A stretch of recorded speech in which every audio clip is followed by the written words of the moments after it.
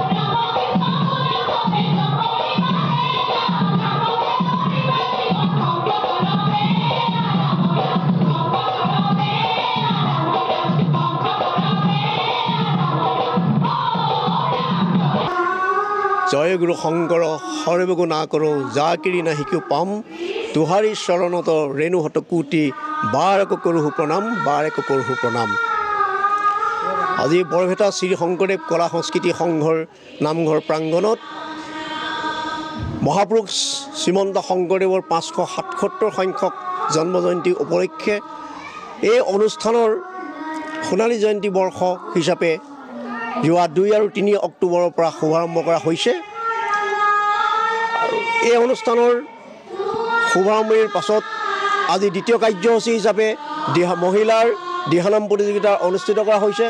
দিহানাম প্ৰতিযোগিতাৰ আৰম্ভণিৰ পূৰ্বে পুৱা পাত প্ৰসংগকে ধৰি স্মৃতি তৰ্পণ আৰু আমাৰ অতি শ্ৰদ্ধাৰ প্ৰয়াত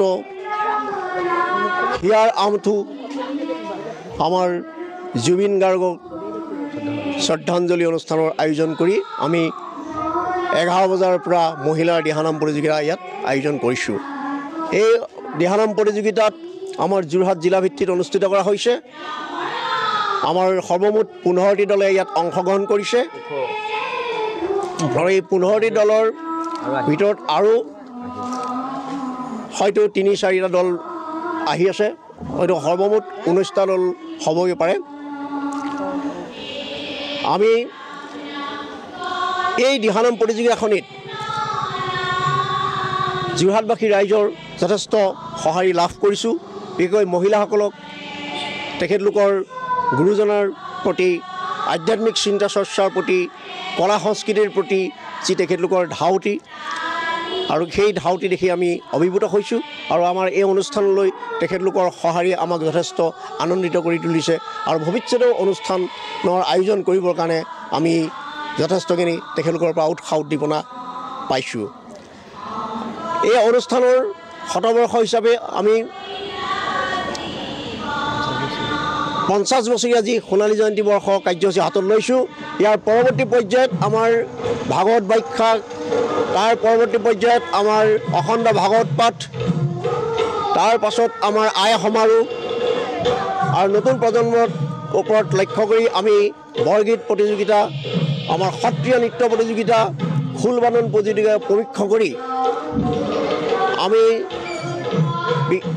এখনি অসমৰ বিশিষ্ট ব্যক্তিকেইজনমানৰ অংশগ্ৰহণেৰে ধৰ্মালোচনী সভা লগতে অসমৰ 7 ভনীৰে সৃষ্ট 12ৰহণীয়া সাংস্কৃতিক শোভাযাত্ৰা আমি আয়োজন কৰিবলৈ আগবাঢ়ি গৈ আছোঁ। এই ক্ষেত্ৰত আমি সমূহ ৰাইজৰ আমি সঁহাৰি আশা কৰিছোঁ আৰু এনে এটি অনুষ্ঠান পাতিবলৈ আমাক আগবাঢ়িবলৈ যোৱাত সকলোৱে একোণ্ঠকণ্ঠে যি সহায় সহযোগিতা আগবঢ়াইছে, দিহা পৰামৰ্শ দিছে, তাৰ কাৰণে আমি যোৰহাটবাসী ৰাইজৰ ওচৰত চিৰকৃতজ্ঞ হৈছোঁ। ব্যুৰ ৰিপৰ্ট, মায়া নিউজ।